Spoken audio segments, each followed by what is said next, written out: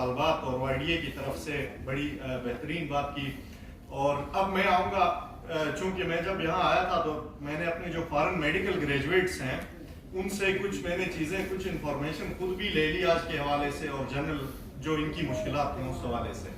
تو میں اس press conference کی وسادت سے کچھ مطالبات، آپ کے مطالبات، چونکہ ہم نے آپ کے مطالبات، ہم آپ کے ساتھ کھڑے ہیں، آپ کی مشکلات کے ساتھ کھڑے ہیں، آپ کو ہم مشکل میں دیکھے ہم سے یہ رہا نہیں جاتا. ایک ڈاکٹر جو ہے ہمارا، چاہے وہ فارن میڈیکل گریجویٹ ہو، چاہے یہاں کا لوکل گریجویٹ ہو، چاہے پبلک گریجویٹ ہو، چاہے پرائیویٹ کا گریجویٹ ہو، ایک ڈاکٹر جو ہے وہ ہمیشہ ڈاکٹر ہی ہوتا ہے.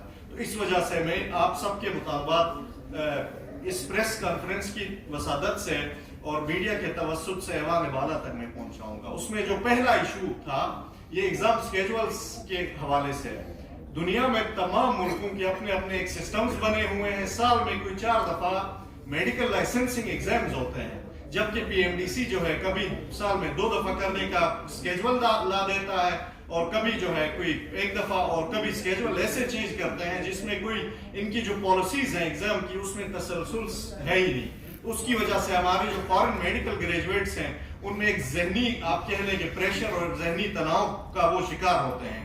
لاکھوں دے کے وہ پڑھ کے اپنے گھر کا سہارا بننے کے لیے یہاں آتے ہیں اور ان کو ایسے ذلیل کیا جاتا ہے. جو دوسرا ان کا مطالبہ تھا وہ یہ تھا کہ جو پاسنگ کرائٹیریا ہے، انٹرنیشنل ایک سٹینڈرڈ ہے. دیکھیں، آپ پاسنگ کرائٹیریا ایگزام لینے سے پہلے آپ نے ڈیسائیڈ کرنا ہوتا ہے، یہ نہیں کہ ایگزام لینے کے بعد. اسی طرح ان کا سٹیپ 1 ہوا، اس میں پاسنگ کرائٹیریا ان کے لیے 50 کا رکھا گیا، لیکن جب سٹیپ 2 دیا تو اس کو ویسے ہی بڑھا کے 70 کر دیا. یہ کوئی طریقہ نہیں ہے.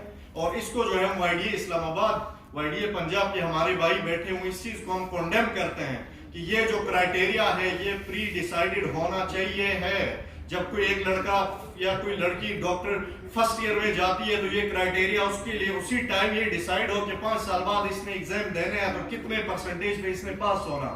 یہ نہیں کہ اس کے ذہن میں ایک 50% کا ایک پرسنٹیج بنائی ہوئی ہو اور 5 سال بعد جب ایگزام کے لیے اپیئر ہوتا ہے 50 کا ذہن بنا کے رزلٹ نکالنے کے بعد آپ کہتے ہو کہ 70% ہے، اور ہزاروں لڑکوں کو، ہزاروں ڈاکٹرز کو جو ہے آپ لوگ فیل کر دیتے ہو.